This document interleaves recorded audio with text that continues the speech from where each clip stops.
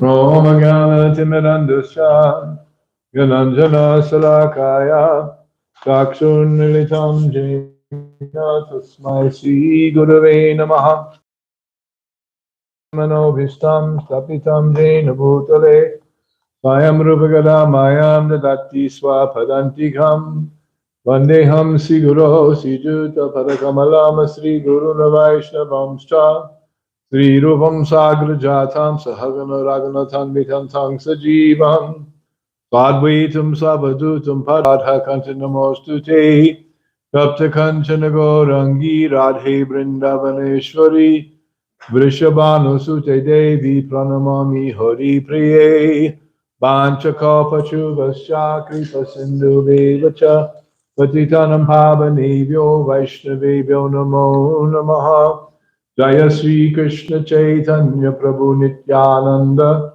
Sri Advaita Gadadhara Sivasadi Gaura Bhakta Vrinda Hare Krishna Krishna Krishna Hare Hare Hare Rama, Rama Rama, Hare Hare. Om Namo Bhagavate Vasudevaya. Om Namo Bhagavate Vasudevaya. Om Namo Bhagavate Vasudevaya. Om Namo Bhagavate Vasudevaya. Om Namo Bhagavate Vasudevaya. Om Namo Bhagavate Vasudevaya. Narayanam Namaskritya Naram Chaiva Narottamam Devim Saraswatim Vyasam Tato Jayamudiraye Nasta Presho Badreshu Nityam Bhagavad Shevaya Bhagavad Utama Shloke Bhakti Bhagavati Naistaki. The reading today, which is Thursday, April 3rd, is it? 2025. Reading from Srimad Bhagavatam, the Bhagavat Purana. Canto 4, Creation of the Fourth Order. Chapter 27, Attack by Chandavega on the city of King Puranjana, and the character of Kala Kanya. Text number 24.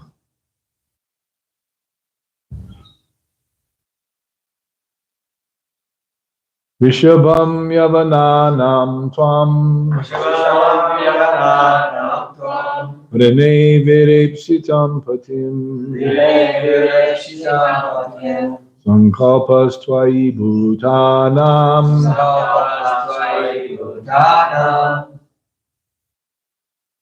Krita Kila Narishati Vishabham Yavananam Tvam Rene Virepsitam Patim Sankalpas Tvai Bhutanam Kritakila Narishati Rishabham Yavananam Tvam Vrene Virepshitam Patim Sankalpas Tvai Bhutanam Kritakila Narishati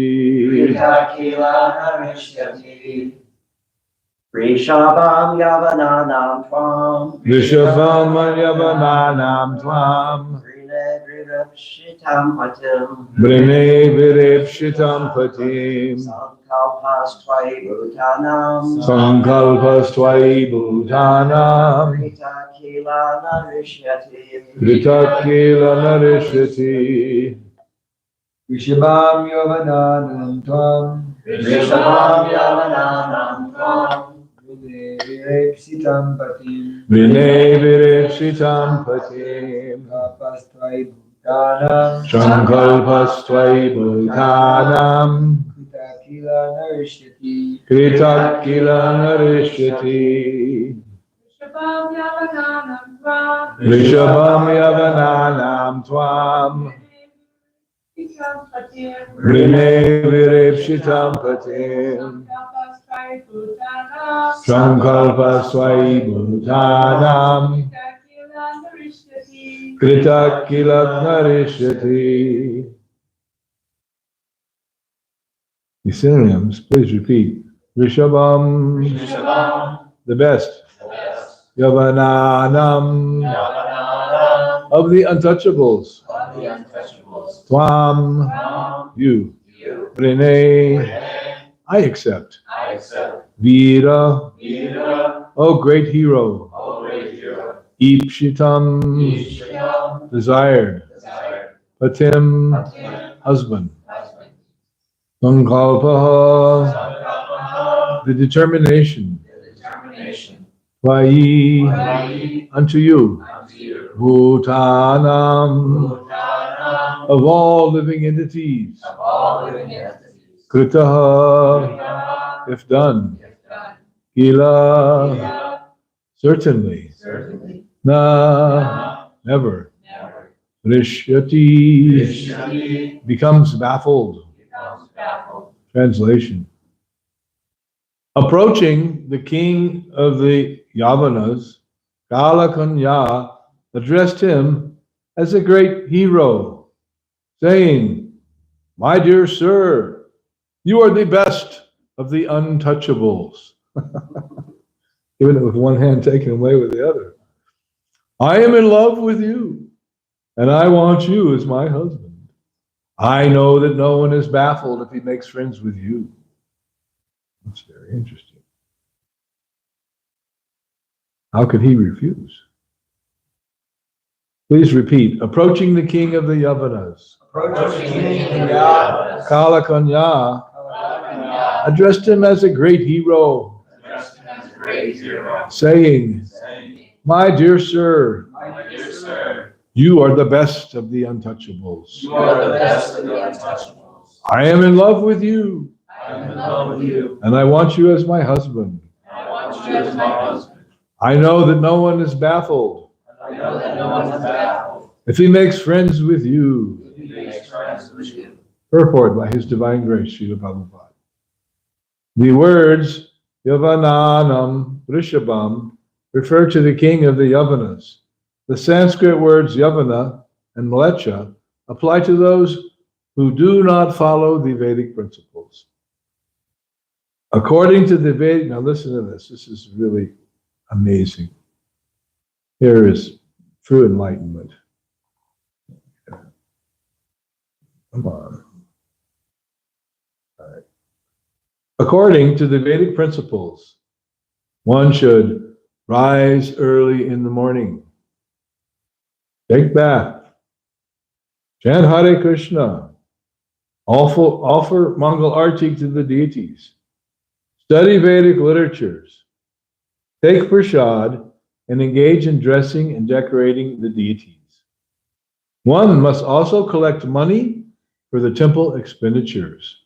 Or if one is a householder, he must go to work in accordance with the prescribed duties of a Brahmana, Kshatriya, Vaishya, or Shudra.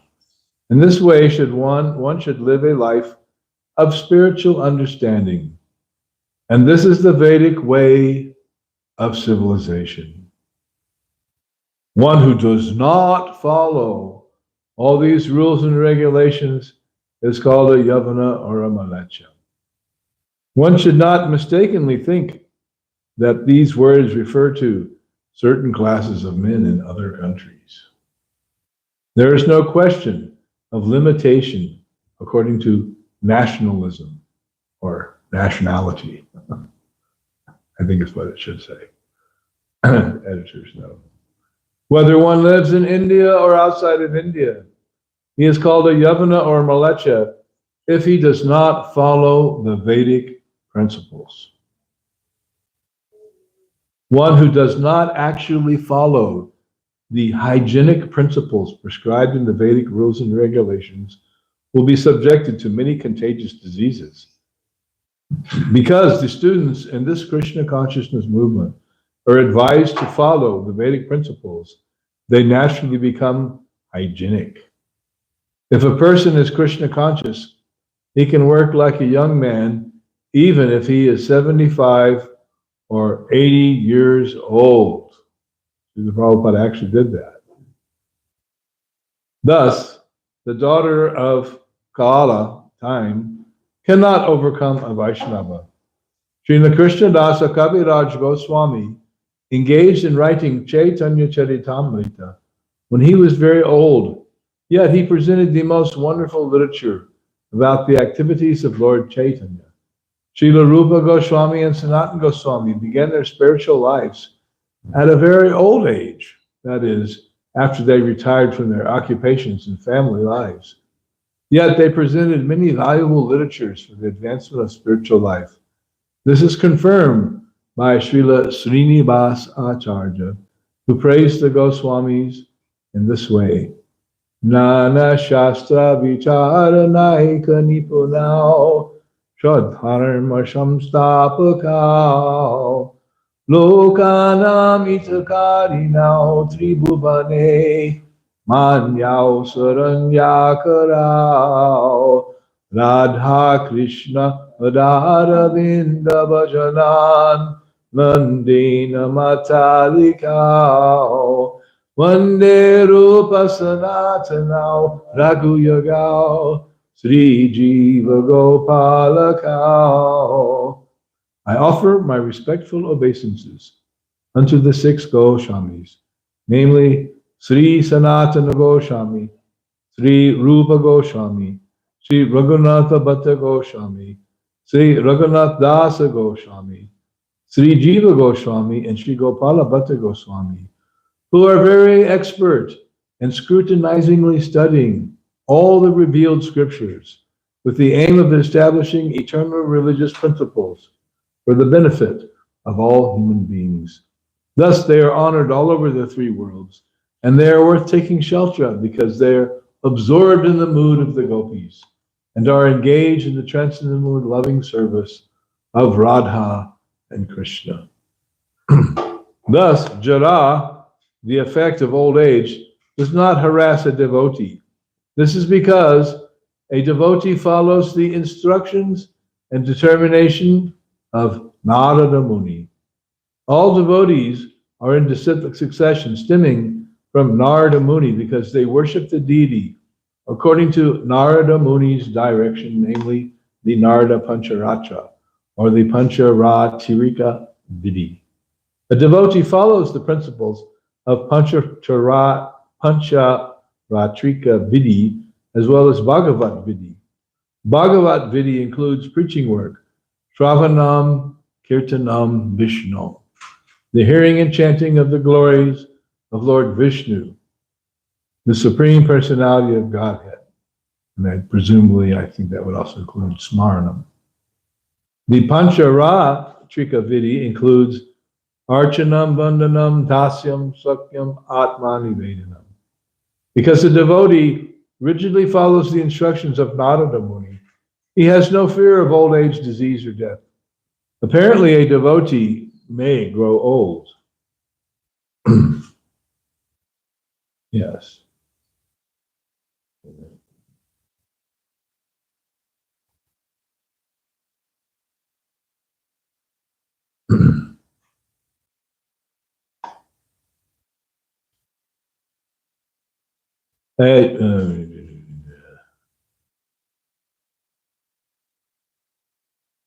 Apparently, a devotee may grow old, but he is not subjected to the symptoms of defeat experienced by a common man in old age. Consequently, old age does not make a devotee fearful of death, as a common man is fearful of death. When jara or old age takes shelter of a devotee, Kalakanya diminishes the devotee's fear. A devotee knows that after death, he is going back home, back to Godhead. Therefore, he has no fear of death. Thus, instead of depressing a devotee, advanced age helps him become fearless and thus happy.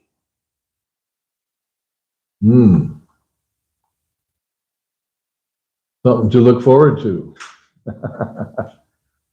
Becoming fearless and happy.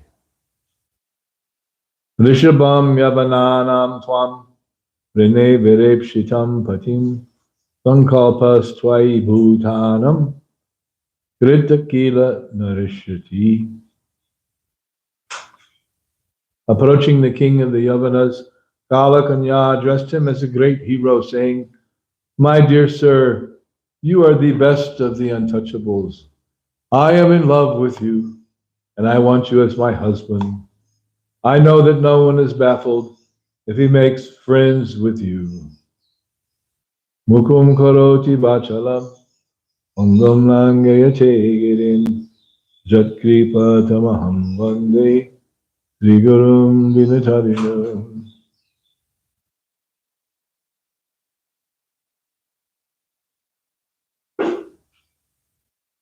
So here is a very explicit and deliberate delineation of what is what it is to be a follower of the Vedic principles, which is exactly what we follow. It's exactly what Srila Prabhupada has taught us. It's exactly what is here in the book, and is exactly the life of a devotee. And Prabhupada spells it out. Rising early, that doesn't mean at 8 o'clock or 7 o'clock or 6 o'clock. Rising early, Brahma Muhurta. Sometimes Prabhupada also says 4 o'clock in the morning. So if you're getting up at 4, okay, you're good. Taking bath, attending Mangal Arti, chanting holy names, worshiping the deity, studying the Shastra, that's what's the class, the daily Srimad Bhagavatam class that Prabhupada established, and taking prasad, and then what's next? Who remembers from the purport? Working to make money for Krishna. Yeah, collecting the money for the temple expenditures. We do that, we have the restaurant. That's what the restaurant does. It supports the whole show. And if one is a householder, then he engages in the work according to his varna as Brahman, Kshatriya, Vaishya, or Shudra. So that covers everybody. Does that mean the householder, okay, just sleep in, get up, drink some coffee and go to work? No. That is not what Prabhupada is talking about here. And if some devotee is living like that, you would have to say, according to this definition, he's Malecha or Yavana, because he is not following the principles. Prabhupada also says hygienic principles of Vedic culture. So there's that hygiene referred to here in the purport. Hare Krishna, welcome, please come in. Refers to not only the cleanliness that is there in this lifestyle, Hare Krishna, of rising early, taking baths, chanting the holy names. There's two kinds of bath going on. One is the physical bathing of the body, which should be done every morning, rain or shine, hot or cold. And here in the West, we have that. One is hot, one is cold, or one in the middle that mixes. So you can adjust accordingly. There's no restriction or prescription about that. Although some people fanatically think that one has to take a cold bath in the morning. And in some temples, of course, that is involuntary because there's no hot water. I like to give the example of the temple that we formerly had in Manhattan, in Hell's Kitchen on 55th Street. And it was an 11-story, I believe, 11-story building. And there was a water tank on the roof. And if you wanted to get a hot shower, you had to get up very early because there was a limited amount of hot water. It wasn't like a hotel where they have lots of hot water. The infrastructure wasn't that great in that building. So after the early risers, early bird gets the worm, the early risers get the hot water. But then everyone else, Hare Krishna, thank you for visiting. Everyone else, cold shower, even in the middle of winter. And that water was coming from the roof, the water tower on the roof. They pump the water up to the water tower, and then the gravity feeds the rest of the whole building. Plenty of water pressure. And plenty cold. Let me tell you, those are some cold showers.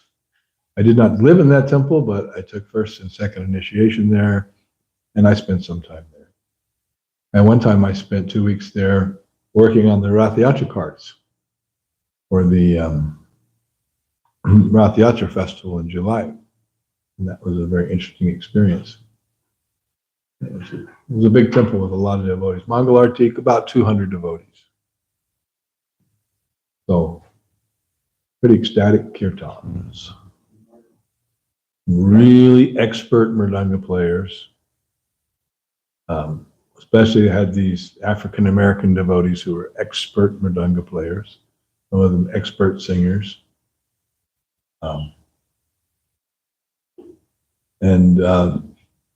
So it was really quite something.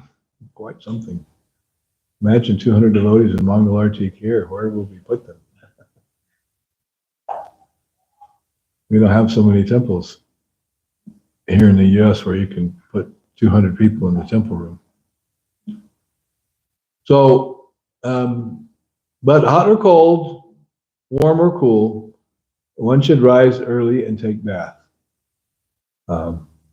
It can be more austere in places like, the Himalayas, to rise early and take that cold bath. One devotee was telling me he went to Gomukh, the source of the Ganga, where the Ganga comes out of the Himalayas. There's a place there, a holy place, Gomukh, and that water is very cold. It's just above freezing, so that it's not ice. But otherwise, it's ice. But it's just enough above freezing to be in the liquid state. And the process the pilgrims do is they go there, and then they submerge themselves in the water there at Gomukh. And he said it was so cold going in that water.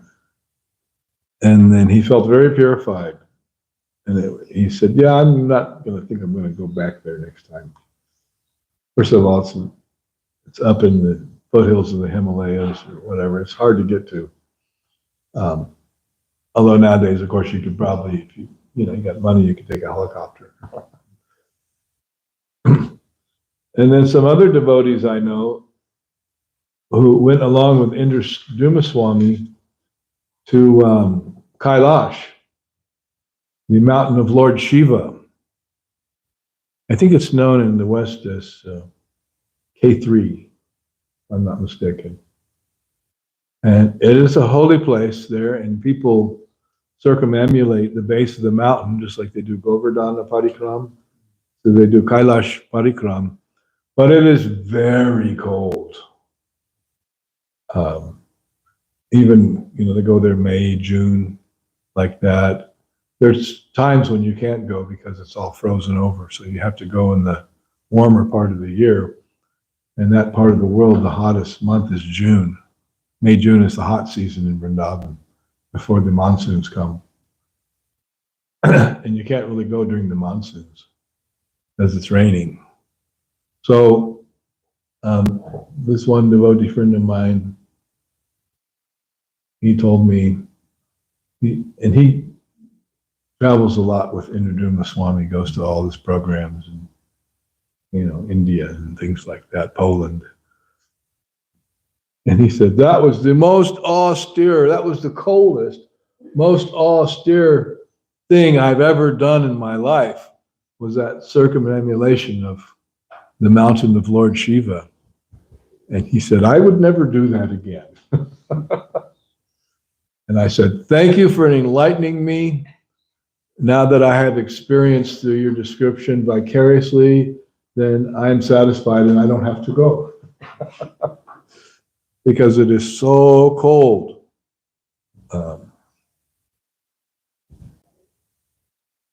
And sometimes it is said that heat is austerity and cold is misery. So we know when, of course, Shakti pulls the plug on the heater in the bathroom over there in the middle of winter, logically, how cold that water can be. And I'd also traveled on the Radha Damodar party, and we had vans that would go out from the bus like a satellite party. The bus would be at Central and the vans would go out, maybe out for a few days or a week or a couple weeks. And we were traveling in Maine, which is the northernmost state on the East Coast, right next to Canada. And we were there in October, and the campgrounds were closed for the season because the tourist season is in the summer. And when it gets cold, then they just close down because there's no tourists. There's no people with their campers and stuff. They're all down in Florida by that time. Not in Maine. But we found one campground in a rural place. You know, you have your book of the campground guide, and then we found this campground, and they were living there. And they said, well, you can stay here. And there's a spigot there. There was no bathhouse, sort of primitive kind of thing, but there was a water spigot there, and there was electricity. So we had the electric heater in the van, keeping it warm. And then we would jump out one at a time to use the hose from the spigot to shower. And it was so cold that some devotees, this is of course a humorous picture we're painting here, would jump out of the van in their gamsha, turn on the water, hold up the hose, turn it off before any water came out, and jump back in the van. Yes, it was cold. It was very austere. But anyway, that's when one is a young brahmachari. One makes sacrifices that one perhaps might not make later in their life. Especially if living under more civilized conditions. But those are experiences you can remember fondly and chuckle about. And if you haven't done it, you don't know what it's like. But there's a certain type of surrender that a brahmachari is supposed to do, to be able to surrender and work on behalf of the spiritual master. Like Krishna and Saddam going out in the forest to collect wood for Sandipani Muni, and then they got lost. And then a big storm came up, and it was cold and rainy, and they were shivering all night in the forest with no shelter. Of course, they have these videos on YouTube of these guys that they build these shelters out of nothing. Especially like these Russian guys. And they like dig a hole and get some rocks, and they'll make like a cave, or they make like a house. And that's kind of cool. And then they have a little chimney, and they build a fire in there, and they make it pretty nice. And they do it all very quickly, like within one day. But Krishna and Saddam were just surrendered Gurukul brahmacharis. They were not like tough Russian survivalist guys making YouTube videos. There's this one video I saw. There's this woman, this Thai woman. She's like pretty tough and pretty strong, and she digs with just a shovel and makes these incredible like habitations out of the earth very quickly. They speed it up, but it's amazing to see that that's a mystic power or something. They can do that type of survivalism. I know you have somewhat of an interest in the subject matter like this. And I do too a little bit. I could never do like that, what they do. But just it was a day before yesterday, and it was windy. And we just pulled out of the driveway, and then there up against our wall, somebody had built a habitation of cardboard. A couple, and they were in there sleeping. So I stopped and got out and informed them that they were in the wrong place. And they had to get up and leave immediately, which they did, to their credit. And the guy said, "You have to be in my face, you already told me."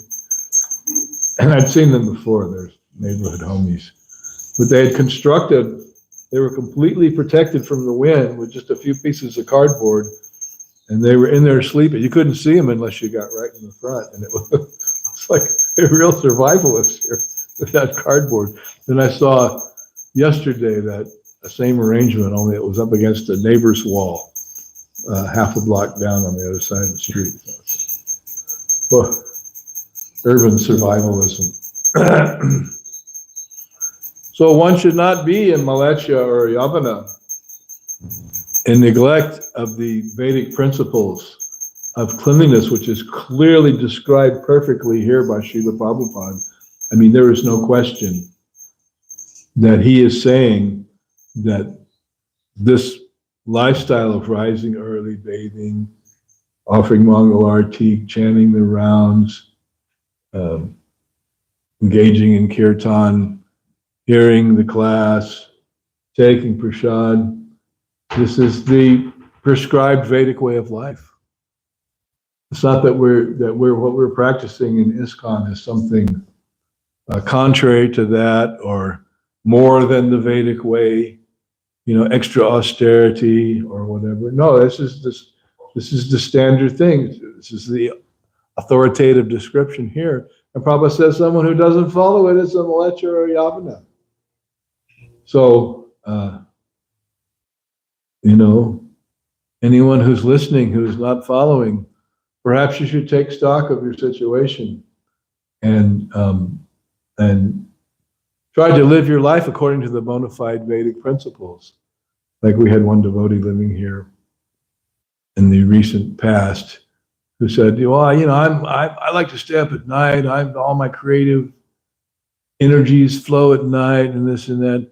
And then but actually, according to this description, if you're not arising, then you're just a Malecha or Yavana, which means basically practicing uncleanliness and not following the Vedic culture. I mean, it's right here in the book. I'm not making this up. But you have to examine in light of the revealed Shastra and the authoritative knowledge given by the spiritual master. And that is the yardstick by which you measure everything. So it's a little sobering, especially for some who do not like it and don't want to follow it. It's just really sobering. But they just, they don't worry about it. They got you got your program, I got mine. But the important thing is to follow the principles of Krishna consciousness nicely if one wants to get the result. Now, there are plenty of people in the world who do not follow this lifestyle at all. Even in India. Oh my God. But India is Krishna conscious. No, even in India or anywhere. And Prabhupada says it is not a question of national origin or what race you are. It is a question of following or not following. So this purport makes it quite clear, and we cannot overemphasize the importance of not being a Malecha or a Yavana. Now there is a verse in the second canto, chapter 4, that describes various non-Vedic tribes or groups of people. And that verse is Kirata Hunandra Pulinda Pulkasha Abira Shambhaya Vanakasha Dayaha Ine Chapapa Padapashraya Shraya Shudhanti Tashmai Pravavishnavehi Namaha. And that verse delineates these various groups that are not followers of the Vedic culture. And it's very fascinating. Prabhupada explains in the purport, who exactly they are. And it's also there in the word for word, which I just happen to have right here.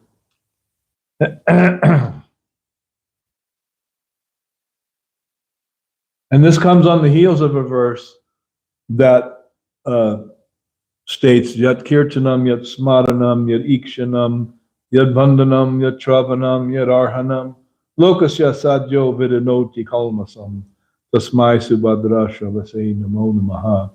Let me offer my respectful obeisances unto the all auspicious Lord Sri Krishna, about whom glorification, remembrances, audience, prayers, hearing, and worship can at once cleanse the effects of all sins of the performer.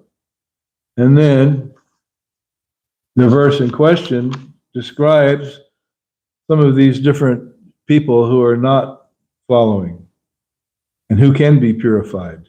Shajhanti Tashmai Prabhavishnave Namaha. That the great power of Krishna consciousness, that those who ashrayaha, who take shelter of the devotees of the Lord, shudhanti tashmai, at once become purified, tasmai prabhavishnave namaha, and by taking shelter of him, the prabhavishnave, the powerful Vishnu. So let's look a little bit at these groups here. Kirata, a province of Old Bharata. Prabhupada explains that more in the purport.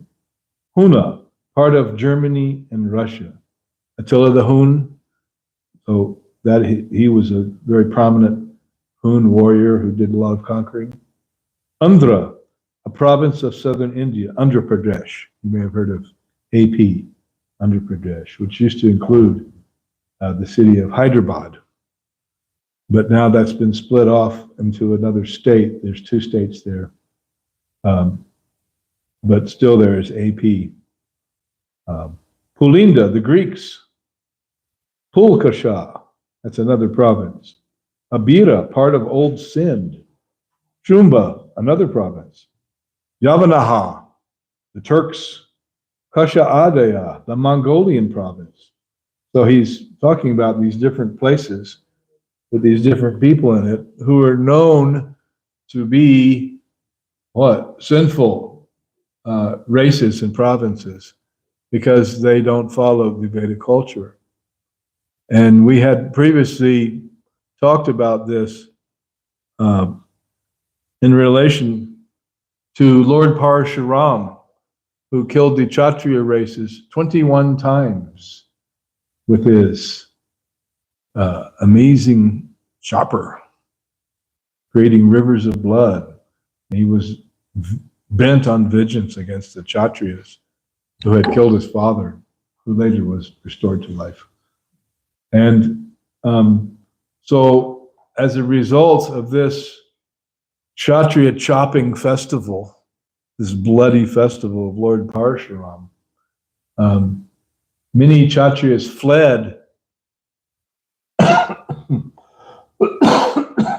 India because they didn't want to get in the path of that axe. We could say that Lord Parshuram had an axe to grind. Powerful he was. So many of these Kshatriya families, they fled out of fear of their lives, rightly so, to different regions of the world, which are kind of part of the old world, the old, what's considered by modern anthropology, the old civilizations of the world, in the Mesopotamia, and what's that name of the old name for well, Samaria is part of that. That's all part of Iraq and what's now Iran, Persia, and then I forget the name now. I should know it, but there's a name for the provinces of Turkey from the what's now modern Turkey down into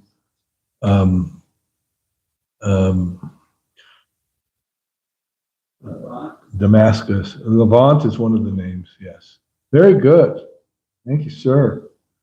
The Levant is that area of the Mediterranean coastline, which is where the Phoenician civilization was, and down into Syria. Damascus is one of the oldest, recognized as one of the oldest continuously existing cities of the world. Yes, the Levant. Wow. Nobody knew. So good, Ananta. Thank you. So all these areas of the world, and then you had the Canaanites and these different Semitic tribes, and then on down into Egypt, and then you go further west into Europe. You got what Prabhupada refers to as Prussia, which Prussia was like Hungary and Austria in the 19th century. Later became the Austro-Hungarian Empire, and all these places. Then a little bit further south of that, you have the Greek civilization, and then a little bit to the east, or to the west and south, is Italy, and all these places where basically European civilization and Middle Eastern civilization arose. These were all populated, and including Mongolia too, to the east, by these fleeing Kshatriyas, who were originally part of the Vedic culture. So they had a lot of knowledge and technology of original Vedic India, which they took with them. But they became Malechas and Yavanas. Why is that? Because they quit following Brahminical culture and Vedic culture. They gave it up. And thus they became non-Aryan in their civilizations. And they're recognized as the original, by anthropologists, as the original civilizations of the world, although that's incorrect from the Vedic point of view. Civilization in India has been there since time immemorial.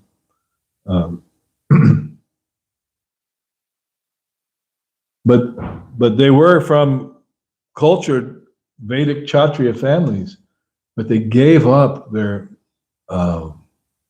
following of the Brahmins and practicing of the Vedic principles, which Prabhupada has described here in today's purport. And thus they became Malechas and Yavanas, and as described in this verse we're talking about from the second canto, Kerata, Hunandra, Pulinda, Pulkasha, they became the Greeks and the Mongolians and the Persians and the Hungarians and all these different ancient civilizations. And those were offshoots from the original Vedic culture. And that's where their origin is. And modern scholars also have this, linguistic scholars have this history of language, and they've actually invented a theory about the Proto-Indo-European language, which does not exist and never did exist, and there's not any evidence of it existing. But actually the original language of knowledge and culture is Sanskrit, the Sanskrit language coming from the Vedic culture. But because there's this big Judeo-Christian prejudice against India, which was really grossly exemplified by the British in 17th century India, they wanted to discredit everything about the Vedic culture, although it was clearly advanced. But there were some scholars who noted back in those times that there is nothing like this Sanskrit. It's so amazing, such a wonderful, poetic, descriptive, and amazingly developed language with this vast philosophy and vast catalog of literature, of ancient literature, which is completely unlike anything else that's found anywhere else in the world. Yet certain British scholars, they made it their life's work to discredit it. Because why? Because it was non-Christian. And they were Christians. And so therefore, everything they preached in India, everything Indian is bad and everything British is good. Srila Prabhupada actually grew up in the tail end of this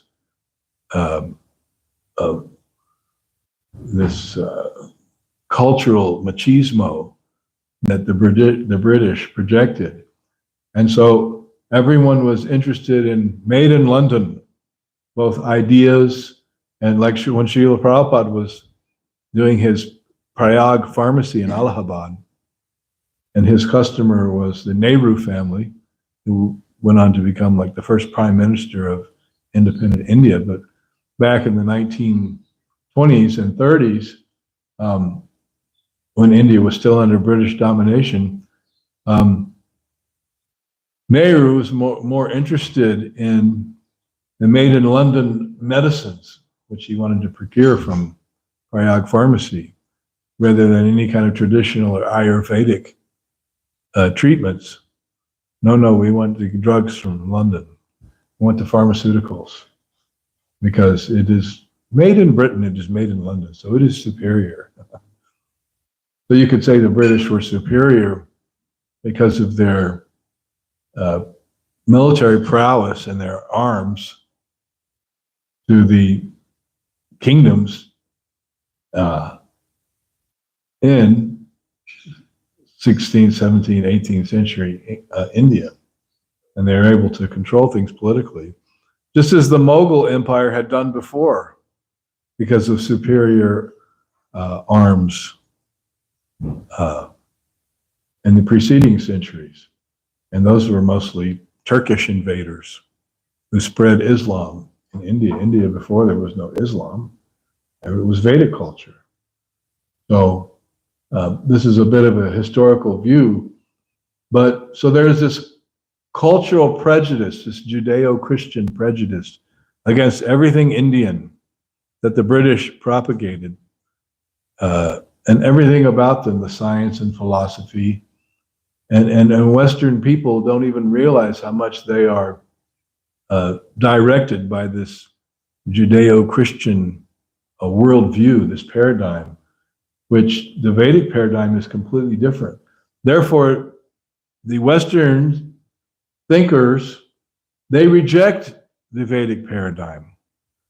A, because they don't understand it, and B, because they're not purified. They don't follow these principles of Vedic culture that Prabhupada has instilled in us to follow. And then the more purified you become, the more your consciousness is relieved of these material misconceptions that are so pervasive, even in today's world. No doubt about it. Dhruta Karma explains how the whole Western concept of time is actually, it's the Christian concept of time, the linear concept of time, whereas the Vedic concept of time explains time as a cyclical phenomena, rather than an unending one direction only stream. And therefore, it's very difficult for those who are invested in the Western outlook to appreciate or understand the wisdom of the Vedic paradigm, which is thoroughly presented in Srimad Bhagavatam, and which those who become devotees of Krishna inevitably accept, because we accept the Shastra. Like Prabhupada was chastising Shishu Kumar Bhattacharya, who was driving him around in a taxi right before he left for America, we were just reading. And then Shishir was arguing with Prabhupada. Well, I think that is not right. I think it is like this. And Prabhupada said, well, it doesn't matter what you think. It's what the Shastra says. And you have to do and follow what the Shastra says. Prabhupada he would get angry with Bhattacharya and chastise him. It is not what you think, it is what the Shastra says, and therefore you must do what the Shastra says. This is the real contribution of the Vedic paradigm, is the Shastra presents authorized knowledge, and you follow that, and then you are able to advance spiritually, including understanding the cosmos around you.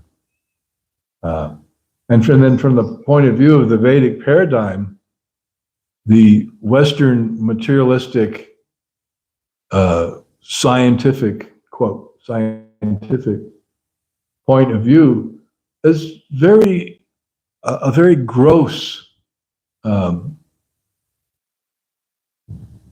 point of view based upon the outlook of unpurified materialistic men who are completely covered over and entangled in sinful activities and not purified. So that is shocking for such unpurified men to encounter more subtle and higher visions of the truth, as is presented in the Srimad Bhagavatam, and as Srila Prabhupada directly presents here. So if you really want to open your eyes and gain a higher perception of the nature of reality, then it is essential not just to juggle words and speculate intellectually, but to become purified by following the Vedic principles. And then with purified consciousness, one can perceive beyond the gross outlook of the covered materialist. So it is very important to pursue the Vedic principles in one's life. Otherwise, one simply remains an unpurified Shudra with no opportunity of understanding anything, beyond their own nose. These are conclusions that we can derive from studying Srila Prabhupada's presentation of Srimad Bhagavatam. It's a bit revolutionary, it's a bit shocking, but without purification, there is no ability to have enhanced realization and understanding, both of our own identity and of the cosmos around us, which we get a very clear explanation of Srimad Bhagavatam. What is the cosmos and why it is there, and how to transcend being caught up in the cycle of birth and death within the cosmic world or within the material energy. All right, so we'll stop here. Questions? Must the Pulinda Hunda verse. It's one of Sri Ram Swami's favorite verses. I'm reading his book right now about his farm in Hungary. He was saying that verse was a big inspiration. Hoon? The Hundas, and he realized that's me. And so he started that farm, and he's, the amazing potency of Srila Prabhupada to deliver all these races. And, this farm is very, very amazing. They have their own currency. They're all self-sufficient. And, they're manifesting Varnashram there. So it's really an amazing project that he's taken up. He's just been publishing, they've been publishing on Dandavat, these GBC reports about these different places that are under his leadership, including Turkey, Yavana, Yavana Desh, and then Hunandra, that's Hun and Andhra, South India, but Hun is there where Krishna Valley is, and they're producing the grains and milk, and it's very amazing. Yeah, it's incredible. So it's amazing, and they're preaching and they're distributing books, and have created a heaven on earth there. So I've heard from my friends who have visited there that it's just so fabulous, so Krishna conscious, and they have cold winters there too. It's not like, it's not Maharashtra or it's not South India. It's cold as heck there in the winter. It's like a Russian winter, But the Vedic culture is the predominating aspect of existence there. I also follow one page, Radha Madan Mohan Prabhu is an English devotee. He's like a part of he does a lot of updates on the BI, Bhaktivedanta Institute. He was, a lot of linguistic things. He was saying one of some of the other Puranas speak there's some implications about Jesus and some of the non-Vedic religions. And one of the things he says, the Abrahamic religions can be seen as the Abrahman. They're non-Brahminical, Abrahman religions. Abraham, Abrahman, not Brahmins. Very clever. Very clever. Yeah, we don't realize how contaminated we are by the Abrahamic religion point of view from which has arisen Western science, which has a very materialistic point of view. All right, anyone else? Okay, thank you very much. Srila Prabhupada ki jai. Following Srila Prabhupada's program ki jai.